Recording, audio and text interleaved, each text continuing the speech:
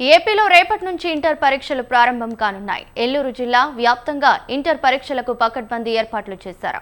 జిల్లా వ్యాప్తంగా 56 సెంటర్లలో 34,615 మంది విద్యార్థులు పరీక్షలకు హాజరు కానున్నారు. ప్రతి పరీక్షా కేంద్రంలో సీసీ కెమెరాల పరిరక్షణలో ఈ పరీక్షలు నిర్వహిస్తారు.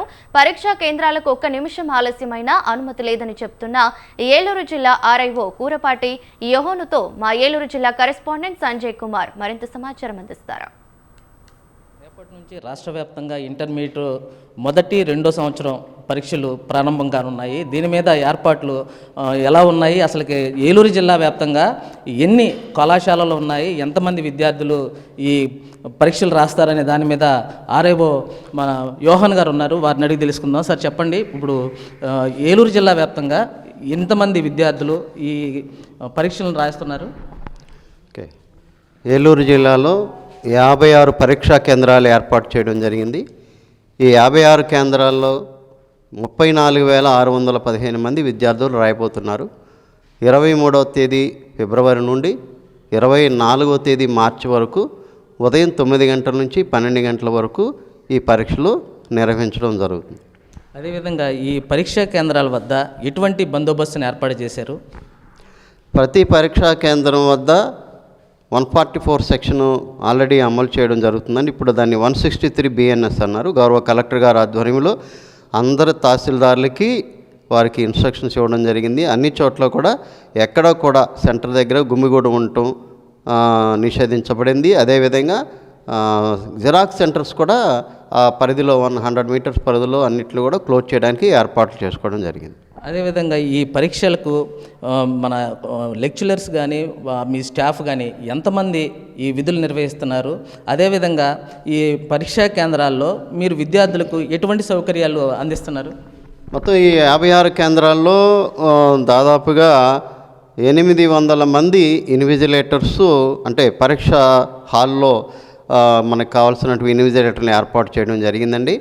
ప్రభుత్వ కళాశాలలో గవర్నమెంట్ యొక్క school teachers, craft, music, PD టీచర్స్ని అపాయింట్ చేయడం జరిగింది. అదేవిధంగా 56 సెంటర్లకు సంబంధించి చీఫ్ సూపరింటెండెంట్లు, డిపార్ట్మెంటల్ ఆఫీసర్ యొక్క నియామకం జరిగింది. వారు ఆల్రెడీ డ్యూటీలో జాయిన్ అయి ఉన్నారు.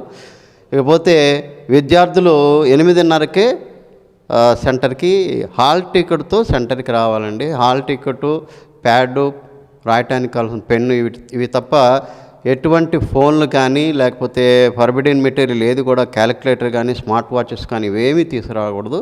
మరి అటువంటివన్నీ కూడా గేట్ దగ్గర చెక్ చేసి లోపలికి అనుమతించడం జరుగుతుంది. ఒక్క విషయం ఏంటంటే, ముఖ్య విషయం, 9 గంటలకి ఖచ్చితంగా రావాల్సిందే. 9 గంటలు దాటితే ఎవరిని కూడా అలౌ చేయరండి. అందుకని 8:30కే అందరూ రావాల్సిందిగా మరి విద్యార్థులకి, వారి తల్లిదండ్రులకి తెలియజేస్తున్నాం. అదేవిధంగా ఈ విద్యార్థుల కోసం అంటే ఆర్టీసీ ఏమైనా ప్రత్యేక ఏర్పాట్లు చేశారా? వాళ్ళతో ఏమైనా మీరు చర్చించారా? ఈ ఆర్టీసీ డిపార్ట్మెంట్ వారితో గౌరవ కలెక్టర్ గారి ఆధ్వర్యంలో అన్ని లైన్ డిపార్ట్మెంట్ వారితోటి అన్ని లైన్ డిపార్ట్మెంట్ వారికి గౌరవ కలెక్టర్ మేడం గారు ఇన్స్ట్రక్షన్స్ ఇచ్చినారు. మరి మేము ఎక్కడైతే బస్సులు తక్కువ ఉన్నాయో అక్కడ మేము పర్టికులర్గా మేము చెప్పడం జరిగింది. నెడమర్రు, నారాయణపురం మేము చెప్పడం జరిగింది.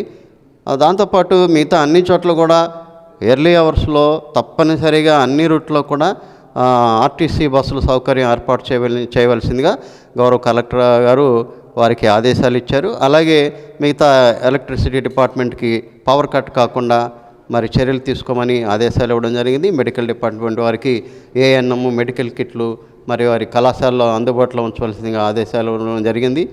అలాగే 144 సెక్షన్ గురించి మరి డిఆర్ఓ సార్ తోటి మాట్లాడి వారికి ఇన్స్ట్రక్షన్ ఇవ్వడం జరిగింది. ఆల్రెడీ వారు కూడా ఇన్స్ట్రక్షన్స్ ఇచ్చారు. ఇలా అన్ని డిపార్ట్మెంట్స్ మేము కోఆర్డినేట్ చేసుకొని ఎటువంటి ఇబ్బంది లేకుండా మేము సీసీ కెమెరాల ఆధ్వర్యంలో పరీక్షలు నిర్వహిస్తున్నాం. సీసీ కెమెరాల పర్యవేక్షణలో ఈ ఇంటర్ పరీక్షలు చాలా పకడ్బందీగా జరుగుతాయి. 1 నిమిషం ఆలస్యమైనా సరే పరీక్షా కేంద్రాలకు అనుమతించేది లేదని చెప్పి ఆర్ఐఓ యోహాన్ గారు చెప్తున్నారు. కెమెరామ్యాన్ సాయితో సంజయ్, స్వతంత్ర టీవీ, ఏలూరు నుంచి.